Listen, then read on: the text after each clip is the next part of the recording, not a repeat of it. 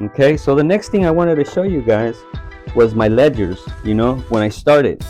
So if you look at this first ledger, I had to write down my blood pressures for the doctor. So that's how this thing started. It wasn't like I'm planning to write a book or anything like that. But you can see right here, when I started. This is back in January of 2013. This is, what is that, 3 months after my incident, 4 months after my incident.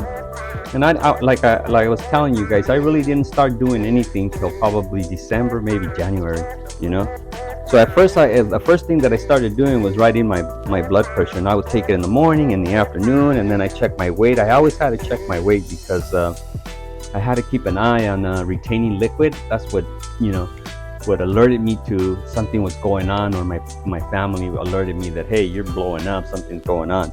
Anyway, more important here, I wanted to show you. Look, I started with 10 minutes of exercise. 10, 15 minutes, 15 minutes, 15 minutes, 18 minutes. Wow, I'm up to 20 something minutes. Like on the weekends, I would go for longer walks. I would select the area in the neighborhood, and I would walk around the whole block. And it was a big block. There's like 4 or 5 blocks in between, but I would call it the big block, right? And this is 2 years of that,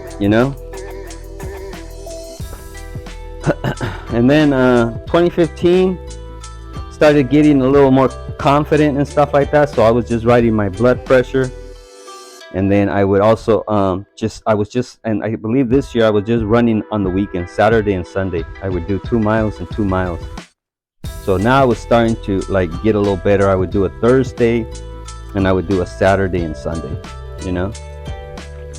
And that's how it started, right?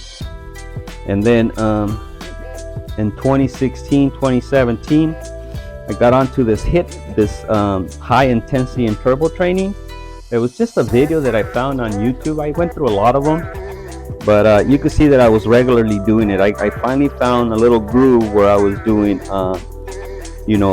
Tuesdays, or depending on if I was traveling or something. But basically, I was doing 2-3 days. I was doing up to 4 days, 5 days a week, So you could see that in 2016, 2017. And believe me, I wasn't, sprinting, and I wasn't knocking it out. I wasn't doing, extreme anything. It was just me, just doing a little bit of stuff, just doing a little bit more and progressing little by little, not trying to hurt myself, making sure that I warmed up, make sure that I stretched. I always make sure that I stretched a little bit before I started doing anything. So that's kind of how the running came into it. That the first thing I would do is jump on a treadmill and then warm up, and that would warm up my body really good. So that's how that came to be.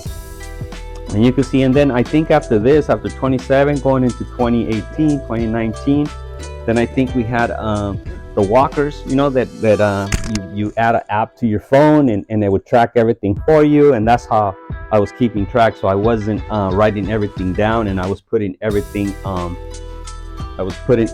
in the phone, on the app, on the program. I was putting everything in there. So I stopped writing stuff down. And also it allowed me, there was a program that came through our health insurance, through our work, where they even gave us the tracker, which is a little Fitbit watch on your wrist, and then you had an app, and it was through the health program. And if you did all those things, they would discount some of your health insurance. And then also, if you did the biometrics on their dime, they would take off some more money off your health insurance. So that was a great deal. I was like, okay, I'm doing this already, so it worked out. And then of course I had to buy me a blood pressure machine, so make sure that I take my blood pressure all the time, and I keep it by my bed. Here's my bed, and I keep it right by there. And I do it at least 2-3 times a week.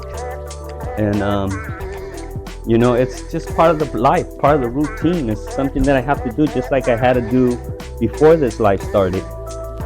And